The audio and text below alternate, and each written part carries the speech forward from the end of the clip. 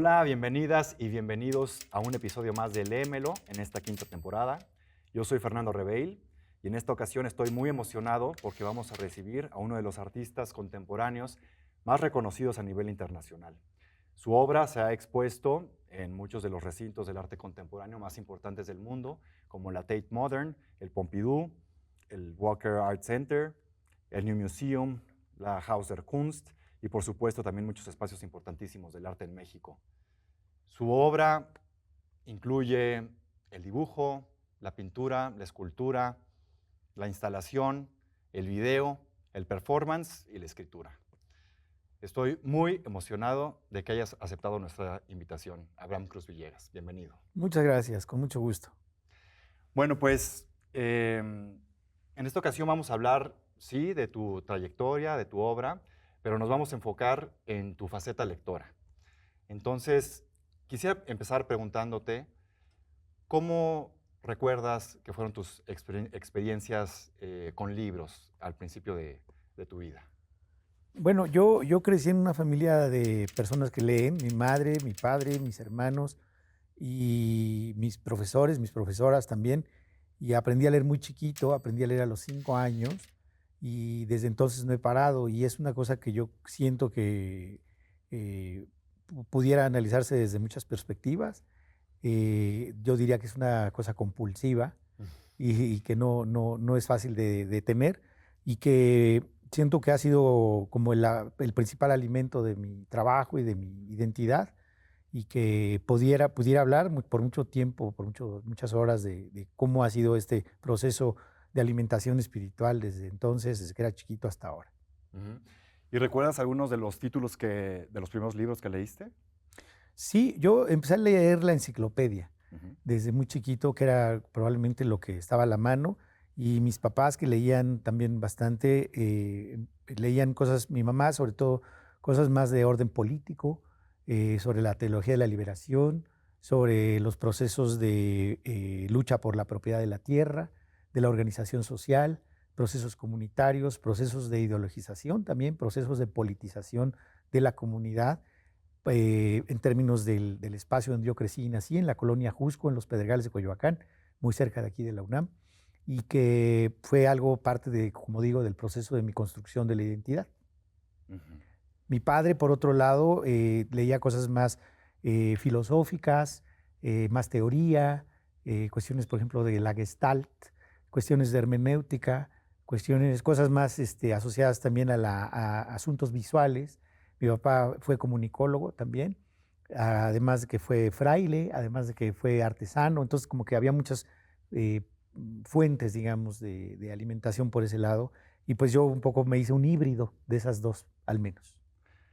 ¿Y tienes algunos rituales de lectura? Es decir, ¿prefieres leer en la mañana, en la noche? ¿Te gusta hacerlo en silencio, con música? En realidad no tengo ningún ritual para nada. De hecho, la palabra ritual me es muy ajena. En todo caso, tengo un desorden compulsivo, como decía, de todo tipo. Soy muy consumista, soy un consumidor de imágenes y un consumidor de textos. Entonces leo todo y veo todo y escucho todo y al mismo tiempo. Entonces es más un caos que no tiene ningún sentido, pero que en mi neurosis compulsiva, otra vez ya van como 4 veces que lo digo, tiene mucho sentido. Entonces yo puedo leer y escribir con música, no puedo de hecho hacer nada sin música y me gusta mucho también poner atención a las letras, entonces me distraigo mucho y ocasionalmente he escrito canciones también y están grabadas algunas de ellas por músicos y bandas, grupos y es como una simultaneidad acumulativa, problemática, pero que yo creo que es un muy buen modo de describir mi identidad también. Esa cosa de leer, escribir, escuchar y hacer además otras cosas al mismo tiempo como cocinar o conversar. Increíble. Bueno, pues vamos a dar paso al primer libro que nos has propuesto para leer el día de hoy. Y se trata de, bueno, si quieres enseñarnos el tuyo, El ombligo de los limbos y El pesanervios de Antonin Artaud. Sí. Cuéntanos por qué escogiste este libro. Bueno, este es un libro que leí en la adolescencia y me impresionó mucho. Yo era y he sido muy amante de la poesía y yo quise ser poeta de joven, y lo intenté, escribí y luego quemé todo, tiré a la basura, pero estaba muy influenciado sobre todo por una generación de poetas mexicanos de la vanguardia de hace un siglo, la generación de los contemporáneos, donde ellos se reconocían como un archipiélago de soledades, es decir, un grupo sin grupo, donde sobresalieron Carlos Pellicer, Javier Villaurrutia, Bernardo Ortiz de Montellano, Gilberto Owen, puedo recitar todos los nombres. Y había alguien que me llamaba poderosamente la atención, un poeta veracruzano de Jalapa, Jorge Cuesta, que era además un crítico de arte muy poderoso y muy filoso. Y tiene un poema que se llama Canto a un Dios Mineral, que me sorprendió mucho. Y eso me llevó a otras lecturas, como lo de Artaud, en donde hay un poema aquí que me cautivó en cuanto a su manera y su capacidad de poder describir algo sin emociones, como un estado gélido del espíritu. Increíble. ¿Te refieres a la descripción de un estado físico? Así es. Bien, pues mira, ¿te gustaría que empecemos leyendo El ombligo de los limbos? Sí. Bien.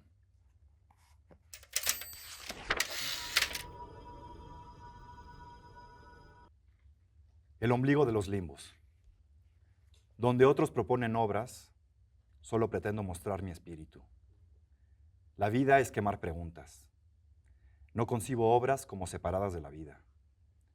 No me gusta la creación desprendida. Tampoco concibo al espíritu desprendido de sí mismo. Cada una de mis obras, cada plano de mí mismo, cada floración glaciar de mi alma habla por mí. Lo mismo me reconozco en una carta escrita para explicar la retracción íntima de mi ser, la insensata castración de mi vida, que un ensayo exterior a mí y que se me presenta como una gestación indiferente de mi espíritu. Sufro lo mismo si el espíritu no está en la vida que si la vida no está en el espíritu. Sufro para hacer entrar al espíritu órgano, al espíritu traducción o al espíritu intimidación de las cosas, al espíritu. Suspendo este libro en la vida. Quiero que lo muerdan las cosas exteriores. Y para comenzar, todos esos sobresaltos en tenaza, todas esas titilaciones de mi yo porvenir. La corriente del espíritu arrastra como trozos de hielo estas páginas. Que me disculpen mi libertad absoluta. Me niego a hacer cualquier diferencia entre los minutos de mí mismo. No me reconozco en el espíritu de plan. Hay que acabar con el espíritu y con la literatura. Que el espíritu y la vida comuniquen en todos sus niveles. Quisiera hacer un libro que inquiete a los hombres, que sea como una puerta abierta que los lleve a donde nunca hubieran aceptado ir. Una puerta que desembocara simplemente en la realidad. Y esto no es el prefacio de un libro, no más que los poemas, por ejemplo, que lo van marcando o que lo designan con todos los furores del malestar. Esto es solo un trozo de hielo mal tragado. Me gusta mucho, gracias por leerlo. Yo esto lo leí recomendado por mi profesor Romeo Tello en la Prepa 5, en Cuapa. Fue mi profesor también. Bueno, Romeo es alguien a quien yo le debo la capacidad de aprender a leer en un sentido profundo, con un aparato crítico, con una mentalidad constructiva, es decir, ser capaz de leer como un acto creativo. Y yo le sigo agradeciendo a Romeo eso. Y me encontré, bueno, él me recomendó leer esto y me ha influido tanto porque creo que rebasa la literatura y puede hablar de cualquier, no solamente proyecto de arte, sino de vida. Y de lo que tú leíste es muy distinta la versión, hablando de traducción, que el poeta Artaud lo menciona, la traducción de Conrado Tostado en la edición reciente de Sexto Piso de la obra completa de Artaud, es muy distinta a la que yo leí cuando era joven, en donde él, por ejemplo, cambia un contexto quitó baba, Conrado, y le llama de otra manera, pero que en el original a mí me parecía muy sorprendente que alguien hablara de la baba como un elemento de inteligencia. Y lo sigo pensando así.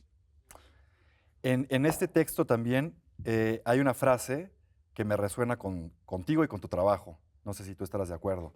Cuando dice, no me reconozco en el espíritu de plan. Así es. Y además de que creo que hay para quien conozca al poeta Artaud, hay una voluntad que pareciera autodestructiva o destructiva de lo humano, en donde él quería en realidad escapar él decía, yo quiero vomitar a Dios de mí. y es como un poco sacar lo divino para ser solo animal, ser solamente carne, ser solamente putrefacción. Y creo que en un punto lo logró en la construcción de un lenguaje que solo él podía entender. Y yo creo que yo he intentado por muchos caminos hacer algo similar, pero no tengo para nada, no me puedo colgar esa medalla ni compararme con alguien tan impresionante como Artaud en su capacidad anarquista auténtica, no inhumana ni antihumana, sino solo anarquista. Pues me conmueve mucho lo que dices. ¿Te gustaría que leamos otro fragmento? ¿Sí? Por favor. Mm, La descripción de un estado físico, tal vez, Va, perfecto. ¿no?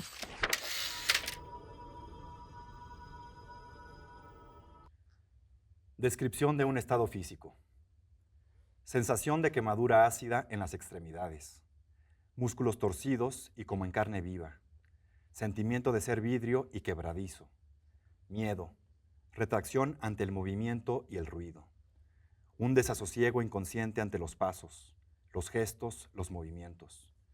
Una voluntad perpetuamente en tensión ante los gestos más simples. Renuncia al simple gesto. Una fatiga arrasadora y central. Una especie de fatiga extractora. Movimientos por recomponer. Una suerte de fatiga de muerte, fatiga del espíritu, debida a la aplicación de la tensión muscular más simple, al gesto de tomar, de aferrarse inconscientemente a algo, de sostenerlo con una voluntad aplicada. Una fatiga del comienzo del mundo, sensación de cargar su propio cuerpo, un sentimiento de fragilidad increíble que se vuelve dolor quebrantador. Un estado de entumecimiento doloroso, una suerte de entumecimiento localizado en la piel, que no impide el movimiento, pero cambia la sensación interna de las extremidades y da a la simple posición vertical un valor de esfuerzo victorioso. Algo localizado en la piel, probablemente, pero sentido como la supresión radical de una extremidad, que solo ofrece al cerebro imágenes filiformes y algodonosas de extremidades, imágenes de extremidades lejanas y fuera de lugar, una suerte de ruptura interior de la correspondencia entre todos los nervios. Un vértigo movedizo, una especie de deslumbramiento oblicuo que acompaña a todos los esfuerzos, una coagulación del calor que encapsula toda la extensión del cráneo o que se recorta allí en placas de calor que se desplazan, una exacerbación dolorosa del cráneo, una afilada presión de los nervios, la nuca encarnizada en sufrir, las sienes se vitrifican o se marmolean, la cabeza pisoteada por caballos. Hablemos ahora de la descorporización de la realidad, de esa especie de ruptura aplicada, diríamos, en multiplicarse entre las cosas y el sentimiento que provocan en nuestro espíritu, donde deberían estar. Esa clasificación instantánea de las cosas en células del espíritu, no tanto en su orden lógico, sino en su orden sentimental, afectivo, que ya no ocurre. Las cosas ya no tienen ni olor ni sexo, pero su orden lógico se rompe, a veces, a causa justamente de su total falta de hedor afectivo. Las palabras se pudren ante el llamado inconsciente del cerebro. Todas las palabras, en cualquier operación mental, sobre todo en las que tocan los resortes más acostumbrados, donde el espíritu está más activo.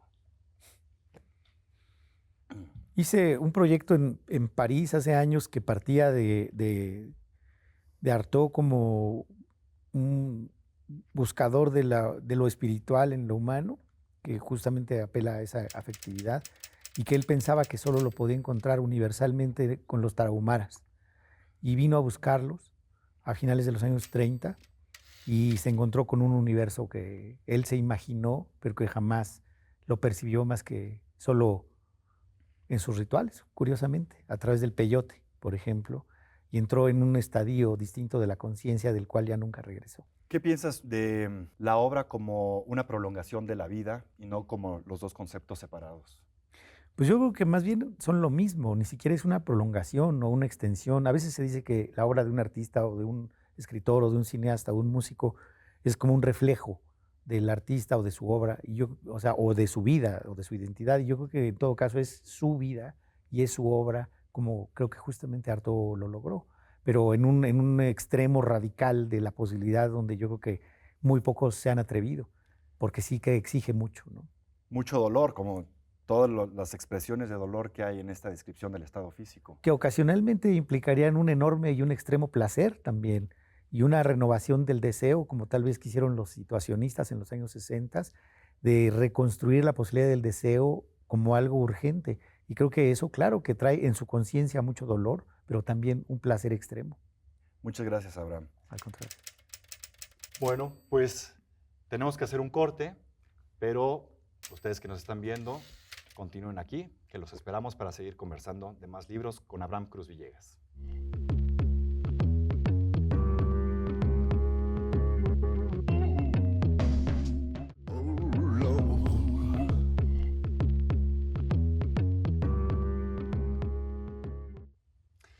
Estamos de vuelta aquí en Léemelo. Yo soy Fernando Rebel y estamos conversando con Abraham Cruz Villegas sobre algunos de los libros que han marcado su vida, su pensamiento y su trabajo. Abraham, cuéntanos sobre algunos de los libros que hayan marcado tu labor como artista, aparte de Artaud, por ejemplo. Bueno, yo recomendé 3 acá y puedo hablar de muchos más. De hecho, aquí estamos rodeados de algunos de ellos, incluso de los cuales he hecho proyectos como El tambor de hojalata de Günter Grass. Hice un proyecto en Polonia que tenía que ver con sobre todo la narrativa, el modo de decir las cosas desde la mirada de un niño que no quiere crecer. Y el horror también entre lo humano, ¿no? Pero muchos otros libros que han nutrido, está aquí Monsiváis, que fue quien me recomendó, de hecho, a una de las autoras, bueno, la autora que recomendé aquí, Concha Urquiza, fue gracias a Monsiváis que llegué a ella, y así muchos otros. Pero hay uno en particular ahí que es La estructura de las revoluciones científicas de Thomas Kuhn, y he acudido, digamos, a ese modelo de pensamiento en cuanto a lo que llamamos los paradigmas, y de qué manera, digamos, se pone en duda algo sobre lo que hay un consenso, que es justamente eso, un paradigma, y de qué manera el momento de transición entre un paradigma y otro es lo que a mí me gusta, en cuanto al arte y en cuanto a la literatura y la música y todo, que hay muchos ejemplos que podríamos dar, pero es ese espacio intersticial, digamos, entre la debacle de un paradigma y la construcción de uno nuevo que me llama mucho la atención y de lo que habla Kuhn. Y también pone en duda la idea del progreso como como un avance lineal, digamos, como una acumulación de conocimientos en todos los ámbitos, no solamente en la ciencia, sino que eso se traduce también pues, a la política, a la filosofía, al arte, ¿no? Claro, es como un desdoblamiento que acude a posibilidades de comprender la realidad que no son justamente ni lineales ni perpendiculares, como ocasionalmente también creemos que es, sino son oblicuas, se voltean como calcetín y pueden operar de maneras inesperadas, que justamente es lo que se hace cuando alguien viene y dice, no, señoras y señores, el mundo no es plano. Y de repente todo el mundo cuestiona a ese chavito, ¿no? A esa persona y le dice, pues, a ver, demuéstralo, ¿no? Y toma años, generaciones probablemente, que esa manera de voltear el calcetín nos quede clara para de repente que otra vez eso se vuelva una convención. Y creo que así es otra vez el arte y así es un poco todo, ¿no? ¿Te gustaría que pasemos de una vez a leer los fragmentos que elegiste?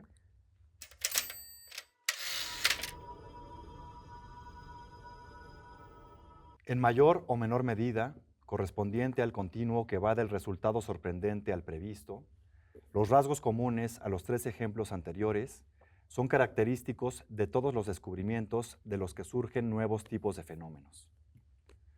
Dichas características incluyen la conciencia previa de la anomalía, el surgimiento gradual y simultáneo del reconocimiento tanto observacional como conceptual, y el consiguiente cambio de categorías y procedimientos paradigmáticos acompañados frecuentemente por alguna oposición. Al examinar los documentos de la investigación del pasado desde el punto de vista de la historiografía contemporánea, el historiador de la ciencia puede sentir la tentación de proclamar que cuando cambian los paradigmas, el propio mundo cambia con ellos. Guiados por un nuevo paradigma, los científicos adoptan nuevos instrumentos, miran en lugares nuevos y, lo que resulta más importante, durante las revoluciones ven cosas nuevas y diferentes cuando miran con instrumentos familiares en lugares en los que ya antes habían mirado. Parecería más bien como si la comunidad profesional hubiese sido transportada repentinamente a otro planeta en el que los objetos familiares se viesen bajo una luz diferente, estando además acompañados por otros que no resultan familiares. Por supuesto, no ocurre nada por el estilo. No hay ningún traslado geográfico y fuera del laboratorio, los asuntos ordinarios continúan normalmente como antes. Con todo, los cambios de paradigma hacen que los científicos vean de un modo distinto el mundo al que se aplica su investigación. En la medida en que su único acceso a dicho mundo es a través de lo que ven y hacen, podemos estar dispuestos a afirmar que tras una revolución, los científicos responden a un mundo distinto. Pues sí, creo que me gusta mucho la manera como lo plantea, porque ese es el mundo de la ciencia. Él que pues es un académico reconocido en las universidades y demás, también de alguna manera plantea un reacomodo, digamos, de las verdades, que justamente en términos históricos siempre hay un problema cuando hay alguien que levanta la mano y cuestiona justamente la autoridad, que también sucede, el autoritarismo desde el mundo de la verdad que se sostiene desde una aula o desde un diploma. Y por ahí yo me lo trasladé, hice un desplazamiento al mundo del arte, y cuando hay alguien, un artista, que puedo dar muchos nombres, como Piero Manzoni, que dicen esto también puede ser arte, pero sin embargo las cosas siguen siendo lo que son y como las vemos. Pero hay un periplo casi diría budista o zen en todo caso, donde la montaña levita, pero al final la montaña es la montaña, ¿no? ¿Puedes mencionar cuáles obras de Piero Manzoni o piensas en alguna en particular que te haga pensar en esto? Bueno, pienso muchas, digo, en particular Manzoni y su generación, que es una generación de posguerra en particular, que venían de una devastación, como podría ser también en otro campo, el poeta Pierpaolo Pasolini, que también yo creo que de muchas maneras rompió con algunos paradigmas en el cine y en la literatura. Eh, Creo que hay casos, ejemplos muy particulares en Manzoni, por ejemplo, nombrar que una lata de mierda puede llamarse arte, y por qué no. Y claro que sigue habiendo todavía muchos cuestionamientos al respecto. Todavía hoy día, casi un siglo después, o 80 o 70 años después, sigue habiendo dudas sobre si esto o lo que yo hago, que muchas veces todavía se cuestiona, y yo diría, no es arte porque yo diga que lo es, pero hay una muy buena parte de esa ruptura con el paradigma que descompone y jala el mantel y llama la atención, no por querer llamar la atención, sino por tratar de plantear nuevas posibilidades de comprender la realidad con otros lenguajes. En tu caso, en tu obra, en tu manera de trabajar, ¿has encontrado también esos momentos en donde los paradigmas de repente empezaron a entrar anomalías, como lo dice Kuhn, hasta que entraste en crisis? Claro, justamente creo que si no hay ese proceso crítico de crisis, de una conciencia extrema también, como en el caso de Artaud, no pudiera haber esa posibilidad de recomponerse en la duda sobre un paradigma o lo que reconocemos como consenso. Por ahí yo siento que generacionalmente a nosotros, bueno, a algunas personas con las que yo crecí y yo como artistas nos tocó lidiar con esa crisis. Primero que nada con lo que uno cree que es el arte y luego con la manera de qué manera se presenta y se plantea desde un discurso complejo como un proyecto de arte, para que además cualquier persona lo pueda comprender fuera de un espacio de élite, por ejemplo, o de un consenso de la academia. Justamente creo que entraría en una posibilidad, si no democrática, más horizontal y más circular, de posibilidad de hacerlo asequible y accesible. Aquí quisiera hacer un ligero cambio de tema, digamos, porque quiero abordar tu amor por el objeto físico de los libros, ya que con este título trajiste 3 ejemplares. Claro. ¿Nos los puedes enseñar, por favor? Bueno, y sí. contarnos por qué tienes 3 ejemplares del mismo libro. Justamente, bueno, son del mismo libro del fragmento que acabas de leer de Thomas Kuhn. Este es la versión que yo leí primero, que la leí, pues todavía estaba yo en la Facultad de Filosofía y Letras de la UNAM, y esta fue recomendación de un par de profesores en Filosofía de la Ciencia, que me recomendaron leer esto, y luego me fui encontrando otras versiones, que son el mismo libro, pero traducido por distintos autores. Aquí hay 2 traducciones nada más, pero en distintas ediciones, y que dicen cosas distintas. Y entonces eso justamente para mí opera justamente dentro de ese mismo modelo de crisis. De qué manera esto que dice el mismo autor, de la misma manera, en su traducción se puede percibir de maneras distintas, que opera también con la traducción de la poesía. son versiones en todo caso. No hay una que sea mejor que la otra o más verdadera. En todo caso, son simplemente percepciones distintas. Y ahí, por ejemplo, entraría una cuestión interpretativa, la hermenéutica.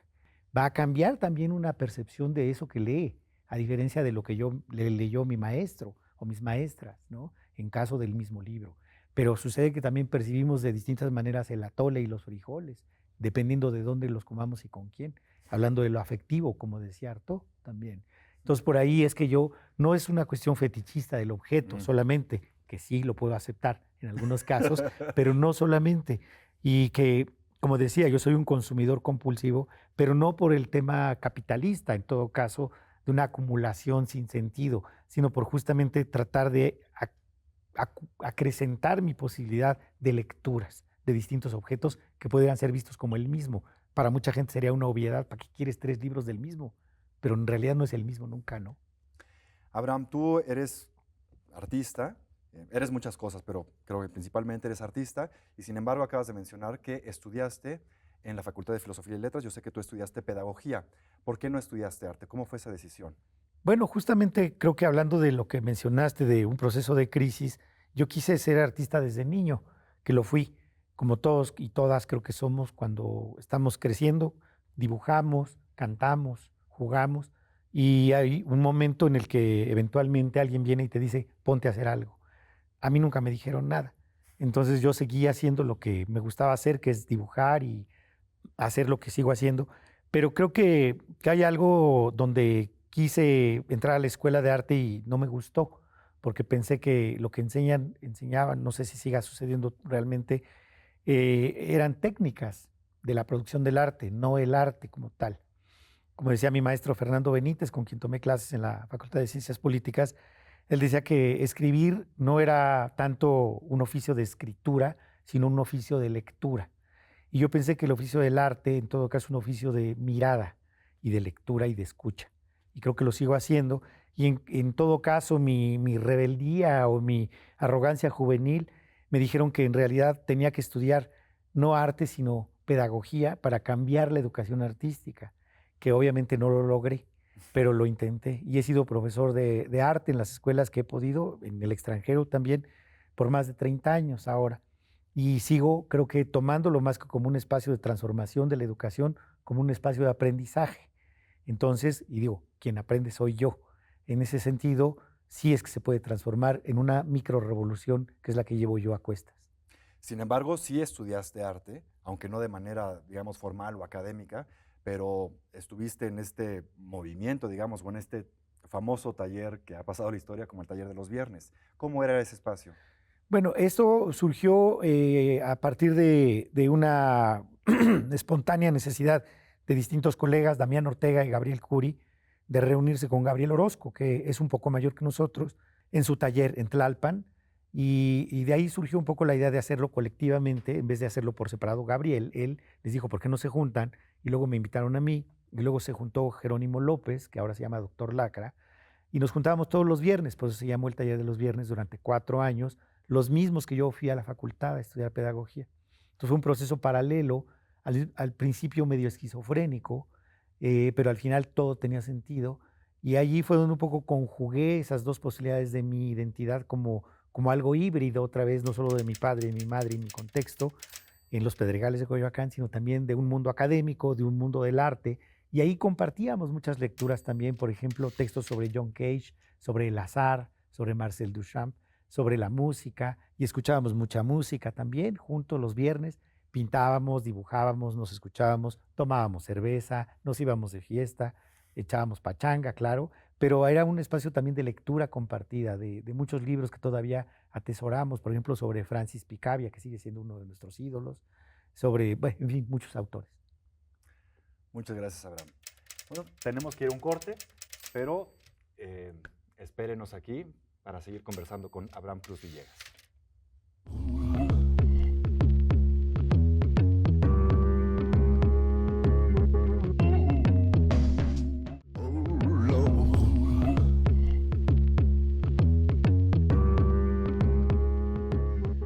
Ya estamos de regreso. Yo soy Fernando Rebel y estoy conversando con Abraham Cruz Villegas. Entonces, Vamos directo al libro que nos has propuesto para este día. Son unos poemas de Concha Urquiza. Ujú. Cuéntanos cómo llegaste a esta poeta. Bueno, decía hace un momento, yo que estaba muy obsesionado en mi juventud con los contemporáneos y con los estridentistas de Jalapa y de Puebla, y en algún momento en una conferencia, estoy hablando del año 86, me acerqué a Monsiváis para preguntarle quién de los contemporáneos era su poeta favorito, alguien que le interesara más, y me dijo ninguno. Me dijo, lee a Concha Urquiza. Y entonces me fui corriendo a la biblioteca de aquí de la UNAM y busqué el libro y me encontré dos distintas ediciones de la poesía de Concha Urquiza y me sorprendió muchísimo. Y mucho tiene que ver con que yo crecí en un entorno católico, como mucha gente en este país, y había una serie de tensiones y fricciones dentro de la misma poesía que hice míos y que sigo enarbolándolos como propios, esta cosa de amor-odio con la institución religiosa, pero no con la religión, no con la espiritualidad. Y creo que para mí Concha Urquiza sigue siendo una piedra angular de mi manera de sentir y de pensar. Te quiero contar cómo yo llegué a Concha Urquiza por Los Detectives Salvajes. Quizá como tú sepas, se dice que Bolaño se inspiró en ella para hacer el mítico personaje de Cisaria Tinajero, al que este par de poetas real visceralistas estuvieron persiguiendo durante 20 años para encontrarse con ella, justamente en Sonora, ¿no? Así es, que la historia de Concha Urquiza es como al mismo tiempo muy divertida y muy dramática porque murió muy joven, ahogada en Ensenada a los 35 años y se volvió eso, un mito, ¿no? Y que para Bolaño como para su generación se volvió alguien también como muy importante y él la transforma en este personaje en Los Detectives Salvajes y que bueno, es como eso, la búsqueda de un mito, ¿no? Pero que en realidad no hace falta buscarla, ¿no? Es su poesía la que está allí y que para mí, dentro de esa construcción mítica, tal vez también es muy sorprendente que hace 100 años, en el México de los 20, un mundo regido por hombres, un mundo patriarcal, de machos, y durante y después de la revolución, hubiera esta voz tan impresionante, tan poderosa, tan emancipada, a pesar de incluso los contemporáneos. Fue algo que sigue siendo tan vivo como una mujer del futuro, que para mí es. Pues vamos a leerla, ¿no? Órale.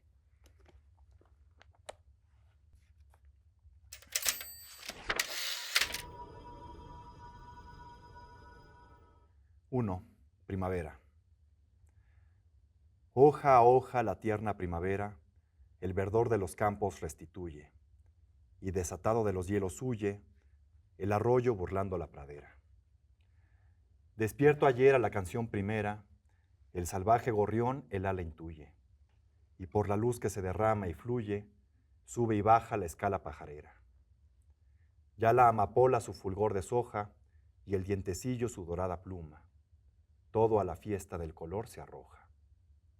Solo en el claro azul, que nada bruma, flota una nube desgarrada y floja, cual recinto brevísimo de espuma. 9 de septiembre de 1944. 2. Crepúsculo.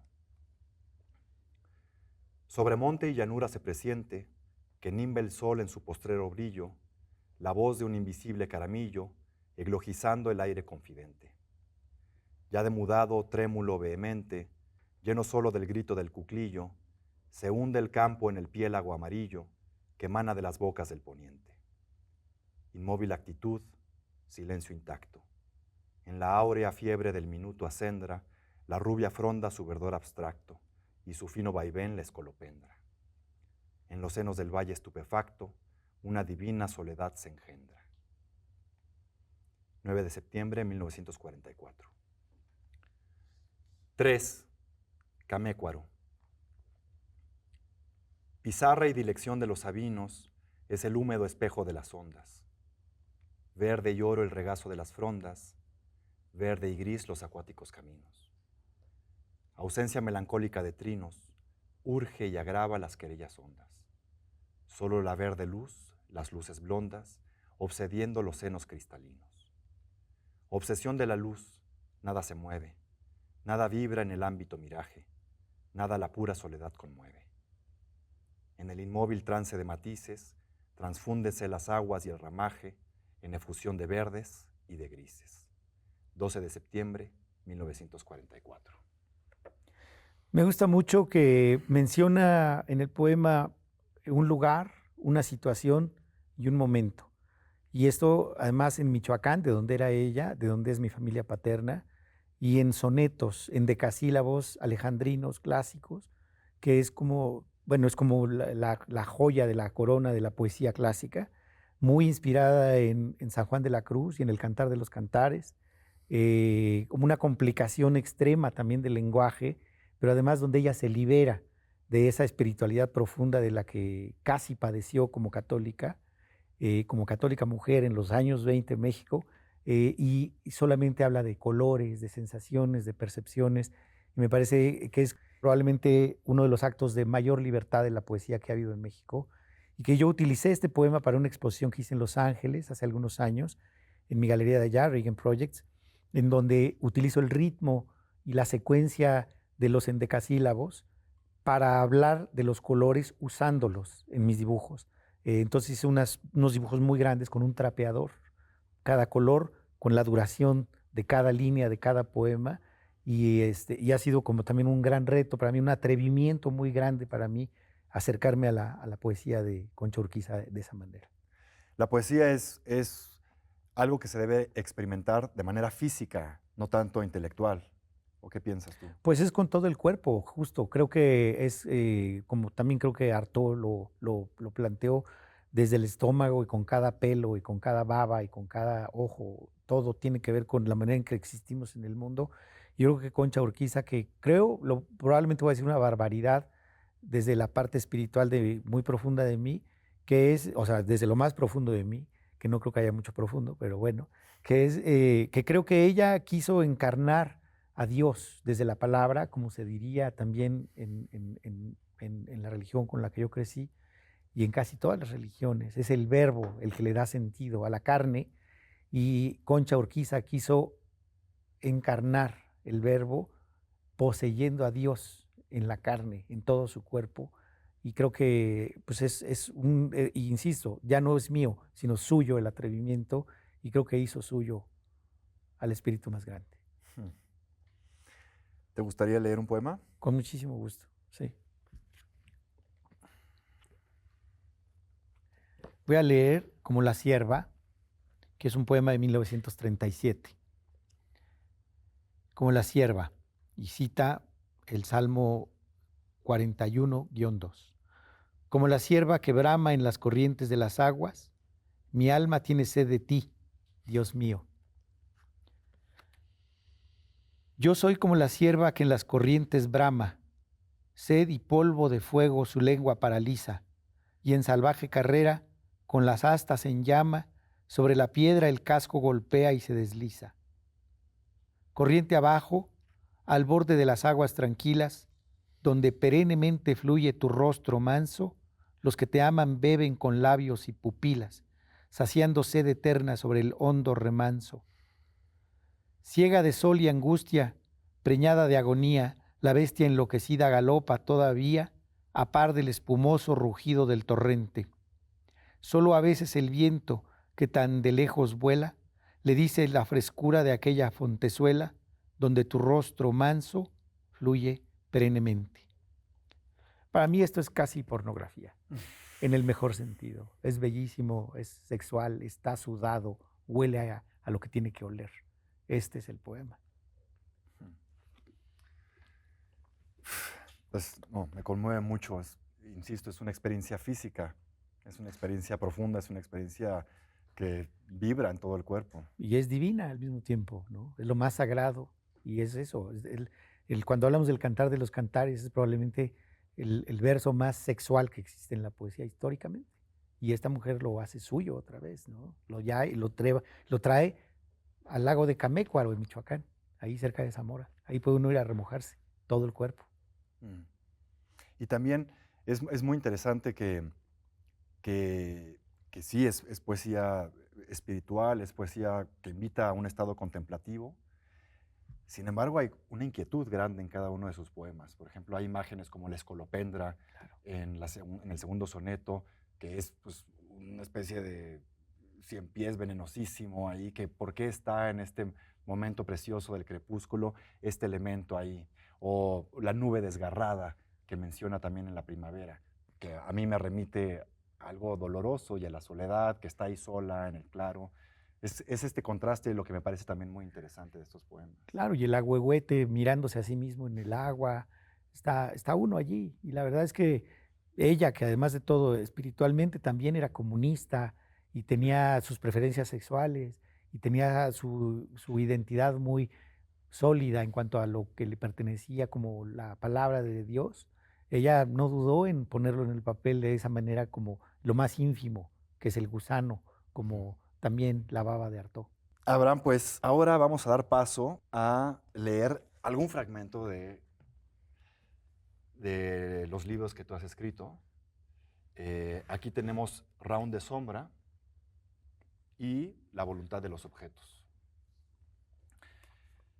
Cuéntanos cómo es que tú escribes. ¿Es esta una extensión de tu trabajo artístico? ¿Es lo que Yo experimentas? he escrito desde finales de los años 80, en principio por, de nuevo, un periodo de crisis en cuanto a que no había en el panorama local, digámoslo así, quien escribiera sobre lo que a mí me interesaba de arte. Entonces empecé a escribir y empecé a publicar en los periódicos como La Jornada o El Universal y en suplementos de arte.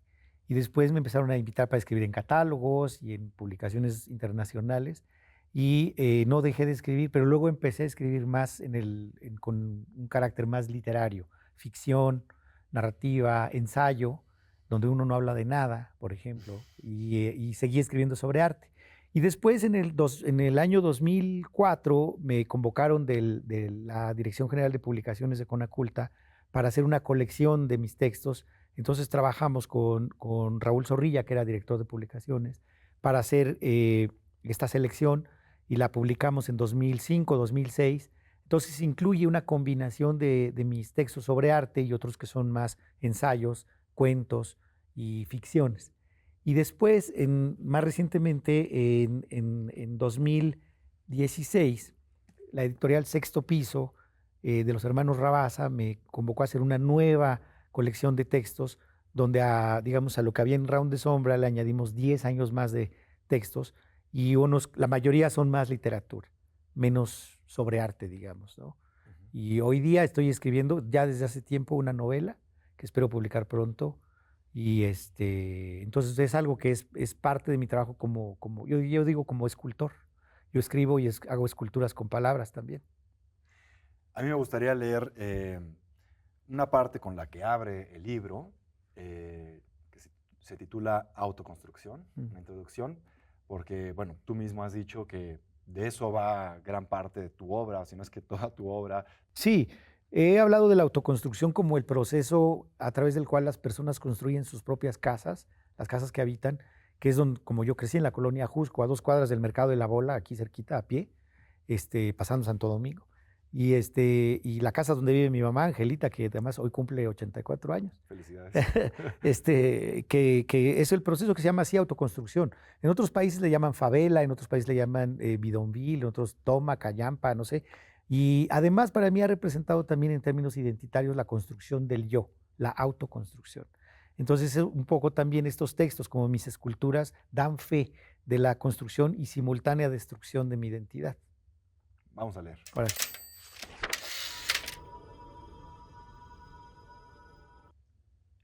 Autoconstrucción, una introducción. La casa donde nací y crecí se fue construyendo, modificando y destruyendo en un proceso de aceleramientos, calor-frío, inercias, uso-abandono, transformaciones, adaptaciones, cancelaciones y contradicciones, pretensiones estetizantes, aberraciones estilísticas, que han compuesto un conjunto que ahora, después de 40 años, es tomado como materia prima de una observación práctica. La construcción de mi casa, de mi colonia, comenzó en los años 60, en el contexto de una invasión, en una zona de piedra volcánica al sur de la Ciudad de México, que no había sido contemplada en la planeación de la ciudad, si es que hubo alguna. Los materiales y las técnicas usados fueron casi completamente improvisados, dependiendo de las circunstancias específicas del entorno inmediato, en medio de una inestabilidad social y económica generalizada, no solo en México, sino probablemente en el mundo. Las soluciones estaban basadas en necesidades y situaciones concretas, como hacer una nueva habitación, modificar un techo, mejorar, modificar o cancelar algún espacio. Por haber sido construida sin presupuesto y sin voluntad arquitectónica, actualmente la casa aparece caótica y casi inútil. Sin embargo, cada detalle, cada esquina tiene una razón de ser, de estar allí. La casa es un auténtico laberinto pulido por la pátina simultánea de la construcción, el uso y la destrucción. Esa autoconstrucción, como se llama genéricamente a ese tipo de edificaciones, debe ser vista como un proceso cálido en el que la solidaridad entre vecinos y familiares es muy importante. Esto no solo en términos de colaboración como tal, como un capital compartido, sino también como un entorno educativo y enriquecedor para cualquier individuo como parte de una comunidad, para entender su propia circunstancia. Este proyecto es un levantamiento, una proyección en perspectiva del lugar, mi casa, realizado del mismo modo, tal como fue surgiendo, improvisando sobre la marcha, sin presupuesto, sin plan, sin objetivos claros.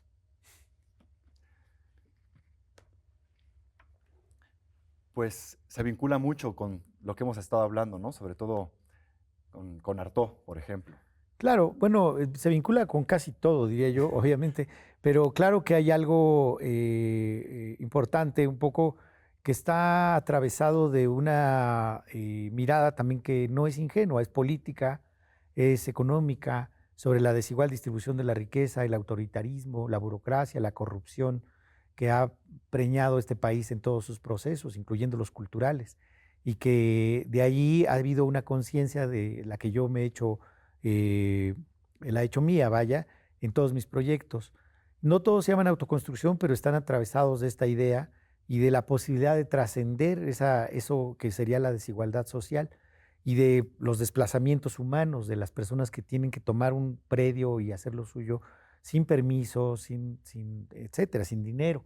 Y eso es un fenómeno humano, otra vez. Las personas migrantes, las personas refugiadas también tienen que ver con estos procesos y hacen un albergue de cualquier lugar. Abraham, ¿qué otros libros has estado leyendo recientemente? ¿Qué te ha movido en los últimos tiempos? Bueno, he estado leyendo en particular sobre la criptografía y los jeroglíficos mayas, porque me invitaron a ser director artístico de una Bienal de Arte Internacional de Arte Contemporáneo en Yucatán, que va a ser la primera Bienal Internacional en México. Y esto va a ser en noviembre de este año 2026. Y entonces estoy tratando de involucrarme con información, investigaciones y proyectos que tienen que ver no solamente con la historia de Yucatán, sino también con los mayas contemporáneos, con la lengua que hablan, que todavía está viva, y los procesos de transformación del futuro de las personas que ocasionalmente les llaman indígenas, pero que tienen también sus emancipaciones propias y sus crisis como parte de una cultura ancestral. Entonces he leído, por ejemplo, un libro que se llama Los Cuatro Cielos, en inglés The Four Heavens, de David Stewart, que ha abierto un nuevo paradigma justamente en términos de la interpretación de los jeroglíficos mayas. Y pues he estado aprendiendo mucho. Y así otros libros también sobre historia y cultura y lengua. Es una bienal que tiene como eje principal la lengua, los lenguajes, y van a venir artistas que hablan distintas lenguas de Egipto, de Líbano, de Francia, de Sudamérica. Hay una artista de Tierra del Fuego, chilena, artistas tojono Osham, artistas zapotecos, artistas purépechas, artistas de habla inglesa. Entonces creo que va a ser de una pluralidad también donde vamos a tener que estarnos diciéndonos mutuamente, léemelo.